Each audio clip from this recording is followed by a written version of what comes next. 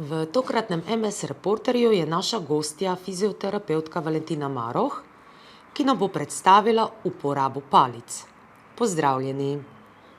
Ali oboleli z multiplo sklerozo pogosto uporabljajo pri hoji palice in v katerih primerih?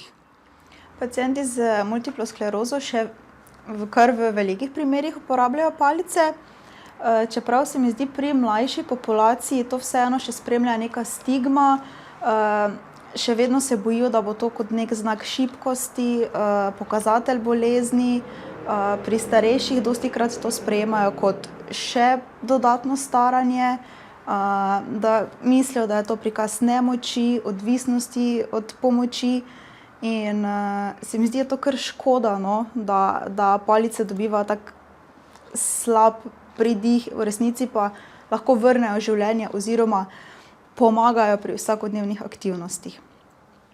Zdaj palice začnejo pacienti uporabljati, ko se pojavijo motnje ravnotežja, težave pri mobilnosti, ko vidijo, da ne morejo več po stopnicah, dostikrat v gneči opazijo, da se bojijo, da bodo padli.